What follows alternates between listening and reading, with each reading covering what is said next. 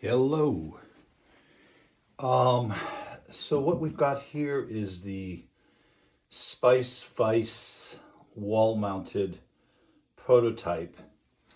And in the previous video, I had talked about trying to design these clips for this piece here, and how I really like the sound of that positive feedback of the rod clicking into the part, but that really ends up only being achievable. You need a certain amount of flex here, but that really only ends up being achievable if the infill on this part is at about 15%, which means that it's essentially hollow, which means that it's just doesn't have any structural integrity at all. And that, again, I discovered by when I wanted to test this clip out, drilling a screw through this, and this top part here just completely fell apart.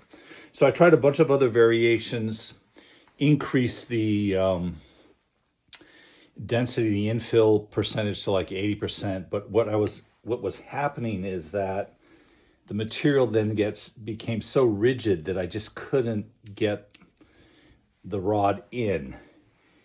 And so I've settled on what is just seemingly a really obvious thing. I really wanted that audible click because there's something just very affirming about that. You put it in and click, you know it's set.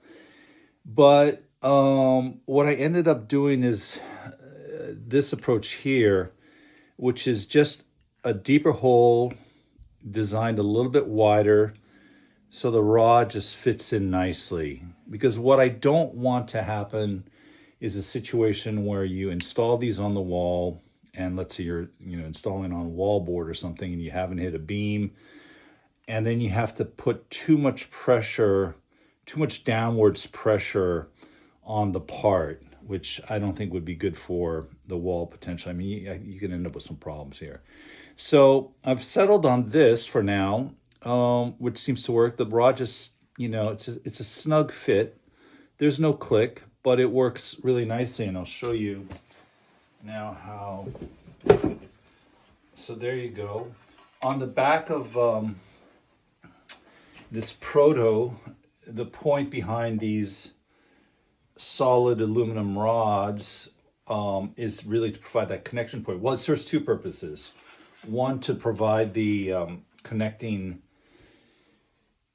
the part that we'll use to connect with those clips. But second, it also keeps the whole thing together.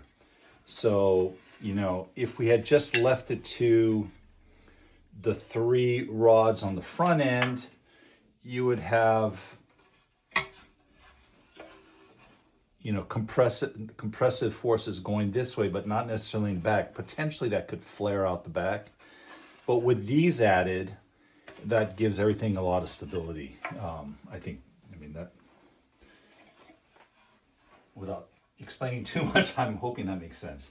But it also, importantly, gives us the ability to just push this down. There you go, it's in. So I'm on a bed here, which is why this thing is flexing. But, and it keeps them nicely hidden away. I don't know if you can see.